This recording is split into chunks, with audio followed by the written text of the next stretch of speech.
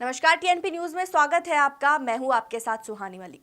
Delhi NCR के लोग अभी भी प्रदूषण की मार झेल रहे हैं।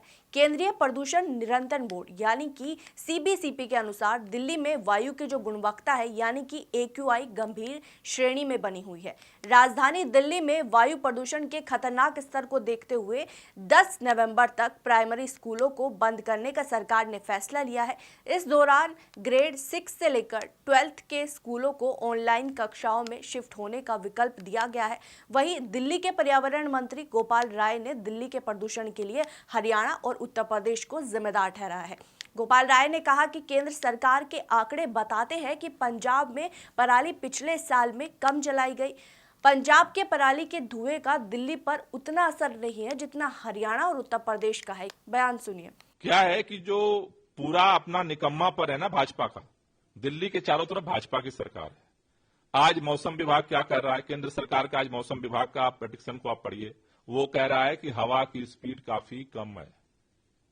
जब हवा की स्पीड काफी कम है तो आज की तारीख में दिल्ली के अंदर, पूरे उत्तर भारत के अंदर जो प्रदूषण है, उस प्रदूषण में जो कंट्रीब्यूशन है उसमें गाड़ियों का है, डस्ट का है, बायोमास बर्निंग का है और पराली का है। ये 4 फैक्टर है। इन 4 फैक्टर में पंजाब में पराली पिछले साल से आधी जली है। केंद्र सरकार का आंकड़ा है, उन्होंने भी जारी किया, लेकिन पराली जल रही है। लेकिन उस पराली का, पंजाब के पराली के धुएं का आज दिल्ली पे उतना असर नहीं है जितना हरियाणा उत्तर प्रदेश का है। क्यों? क्योंकि हवा की स्पीड ही नहीं है। हवा जब चलेगी नॉर्थ वेस्ट की, जब हवा चलेगी तभी तो पंजाब से पराली यहां आएगी। अभी तो जो इसके चारों तरफ का धुआं है वही इसको चोक कर रहा है। हरियाणा में जो पराली जल रही है, जो उत्तर प्रदेश में पराली जल रही है, उसी का धुआं तो दिल्ली पहुंच रहा है। हवा ही नहीं चल रही है। दिल्ली में इन दिनों वायु प्रदूषण लगातार बढ़ता जा रहा है। वायु प्रदूषण की वजह से लोगों को सांस लेने में परेशानी होती है, आंखों में जलन हो रही है। वहीं सरकार प्रदूषण से निपटने के लिए कई उपाय कर रही है। दिल्ली के पर्यावरण मंत्री गोपाल राय ने केंद्र सरकार पर हमला बोला है। गोपाल राय ने कहा कि दिल्ली में 2 स्मोक टावर बने हुए हैं और उन्होंने सवाल पूछते हुए कहा कि आनंद विहार में केंद्र सरकार ने जो स्मोक टावर बनाया है उसका क्या हुआ। सीपी के स्मोक टावर को सरकार और उच्च न्यायालय के आदेश का उल्लंघन कर केंद्र सरकार के द्वारा नियुक्त अधिकारी ने मनमानी तरीके से उसे बंद कराया है। पहली बात कहना चाहूँ तो स्मोक टावर, जहां तक है, स्मोक टावर 2 बने थे। आनंद विहार वाले स्मोक टावर का क्या हुआ? बीजेपी बोलने को तैयार नहीं है, मुंह पे जो है ना ताला लगा हुआ है। आनंद विहार में तो स्मोक टावर बनाया था ना केंद्र सरकार ने, उसका क्या हुआ? न उसका कोई मीडिया विजुअल लेने जा रहा है, न उसका फोटो लेता है, वो बंद पड़ा है। जहां तक कनॉट प्लेस है, कनॉट प्लेस का जो स्मोक टावर है, सरकार और उच्च न्यायालय के आदेश का उल्लंघन करके केंद्र सरकार द्वारा नियुक्त अधिकारी ने मनमानी तरीके से उसे बंद किया है। उसके खिलाफ कार्रवाई करने के लिए भी हमने रिकमेंड किया कि तुरंत इस पे कार्रवाई। मिजोरम में विधानसभा चुनाव को लेकर केंद्रीय मंत्री किरेन रिजिजू का बयान सामने आया है। उन्होंने कहा कि हम स्थिति का विश्लेषण कर मतदान की तैयारी कर रहे हैं। आपको बता दें कि मिजोरम में प्रचार का आखिरी दिन है और इसी दौरान उन्होंने कहा कि मिजोरम में ये चुनाव अब तक का सबसे निर्णायक विधानसभा चुनाव होने जा रहा है, क्योंकि पहली बार बीजेपी चुनाव में प्रमुख भूमिका निभा रही है।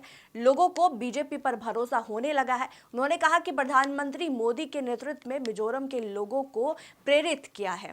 खबर यूपी के नोएडा से है, जहां पर वायु प्रदूषण पर नोएडा प्राधिकरण के सीईओ लोकेश एम ने अहम जानकारी देते हुए बताया कि पिछले 15 दिनों से सड़कों से धूल कण साफ करने के निर्देश दिए गए। एयरगन और वाटर स्प्रिंग लगातार चलाए जा रहे ताकि प्रदूषण को कम किया जा सके। उन्होंने बताया कि निर्माण में निकले मलबे को ढक दिया गया है, साथ ही ग्रैप के नियमों का पालन किया जा रहा है और जहां जहां नियमों का उल्लंघन हुआ है वहां अभी तक 48 लाख के चालान काटे गए हैं। राजस्थान में सीएम अशोक गहलोत ने विधानसभा चुनाव को लेकर बड़ी बात कही है। गहलोत ने कहा कि चुनाव में बीजेपी कहीं नहीं है, राजस्थान में कांग्रेस और ईडी की लड़ाई है। ईडी प्रदेश में हमारे पीछे पड़ी है और बीजेपी वाले झूठी शिकायत कराने वाले हैं, जिसके लिए बीजेपी सरकार गिराने के लिए ईडी और सीबीआई का इस्तेमाल कर रही है। छत्तीसगढ़ में विधानसभा चुनाव को लेकर तैयारियां तेज हो चुकी है। सभी राजनीतिक दल अपनी अपनी तैयारियों को धार देने में लगे हैं। इसी कड़ी में यूपी के सीएम योगी आदित्यनाथ छत्तीसगढ़ के दौरे पर है। सीएम योगी के छत्तीसगढ़ दौरे का दूसरा दिन है। सीएम योगी सुकमा में जनसभा को संबोधित करेंगे, जिसके बाद वो राजनांदगांव में रोड शो भी करेंगे। साथ ही नक्सल प्रभावित बस्तर में भी सीएम योगी आदित्यनाथ चुनाव प्रचार करते हुए नजर आएंगे। क्रिकेटर विराट कोहली का आज जन्मदिन है। विराट के जन्मदिन की तैयारियों को लेकर बंगाल क्रिकेट एसोसिएशन के अध्यक्ष स्नेहाशीष गांगुली ने बताया कि विराट कोहली को एक छोटा सा स्मृति चिन्ह दिया जाएगा। साथ ही उनके लिए एक विशेष केक तैयार किया गया है और मैच के खत्म होने के बाद आतिशबाजी, लाइटिंग और साउंड शो होंगे। आपको बता दें कि आज ही के दिन क्रिकेटर विराट कोहली का जन्मदिन है और आज ही इंडन गार्डन में भारत और दक्षिण अफ्रीका के बीच आईसीसी विश्व वर्ल्ड कप का मैच भी खेला जाएगा। खबर पंजाब के फिरोजपुर से है, जहां गांव कनिकला में देर रात प्राइवेट कंपनी में बने पराली स्टोरेज हाउस में आग लग गई।